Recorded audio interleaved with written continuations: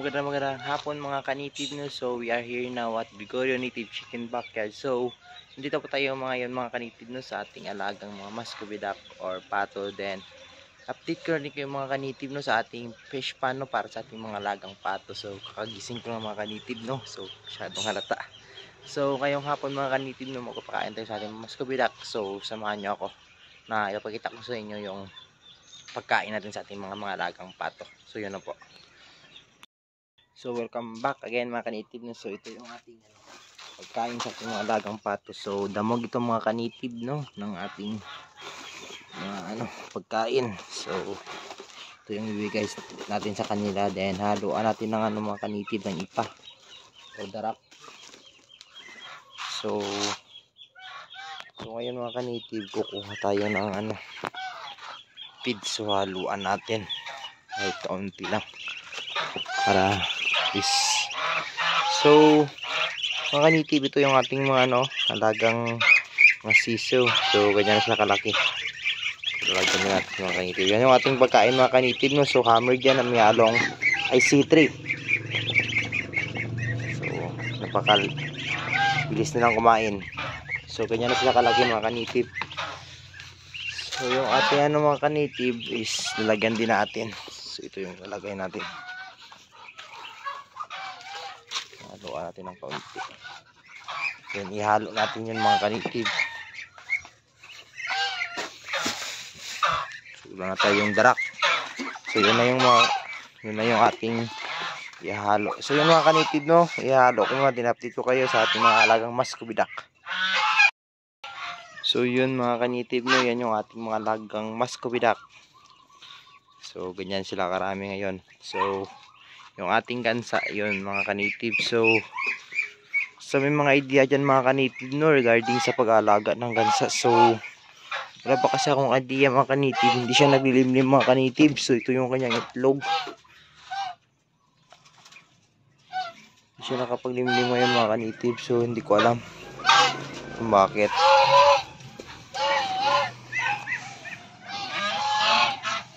Yun yung mga alaga natin mga ka-native no. So update sa ating fish pan mga ka-native, ito na yun no, part 2. So hindi ko na kayo na-update mga ka-native no, kasi dahil tinapos na ni Papa. So pati din ako, di ko alam. So nakita ko tapos na. So hindi tayo nakapag update regarding sa pag-ukay natin. So yan, si Papa na tapos mga ka-native dahil pasok ako. So siya na daw tumapos. So yung mga maliliit dyan mga ka-native, yan yung natin, first batch natin ngayong 2024.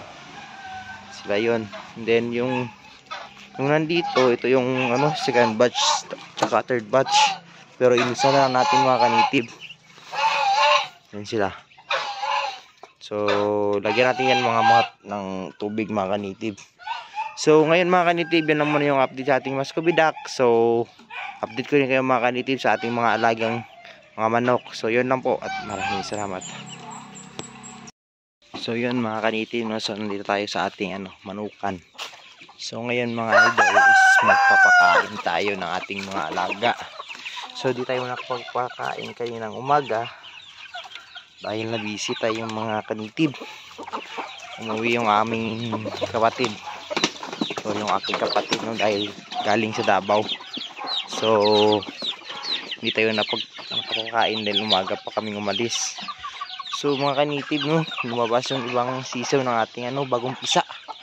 So ika day 4 niya ngayon mga ka-native. Day 4 niya ngayon. Day 3 ata, day 4, day 3. Yung nasa last vlog ko mga ka-native.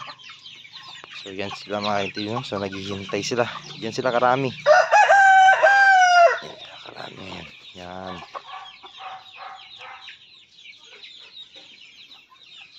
So ngayon mga ka-native is magpapakain tayo sa ating mga alaga. So ilalagay ko muna yung aking cellphone. So update ko lang kayo mga ka-native.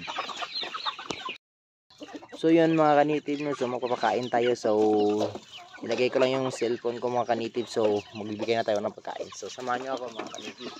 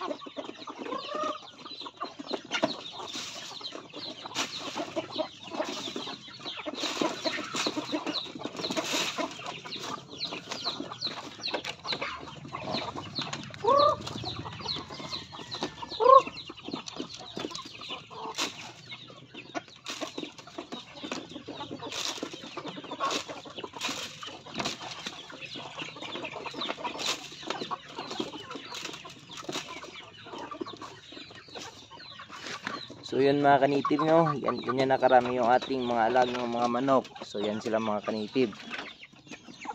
So yung iba nasa labas pa rin. So hindi sila pumapasok dahil mayroon yung mga pagkain sa labas na itinatapon ng ating kapitbahay. No, yung mga nagugas. Dahil hindi na dito tinatapon, sa labas na nila tinatapon dahil meron tayong mga alaga doon. So ito lang yung mga alaga natin mga kanitib no. So as you can see na so marami na din sila mga kanitib no. Salamat talaga sa mga sumusubaybay sa ating aalaga ng manok. So sa mga nagbabalak diyan na mag-alaga ng mga manok, so yung advice ko lang po is no, huwag po kayong mawalan ng gana kapag mamatay dahil normal lang talaga yan mga kanitib. So yun mga kanitib no, so magbibigay din ako sa ating mga second batch pala rather. So update ko lang kayo mga kanitib. So yun lang po.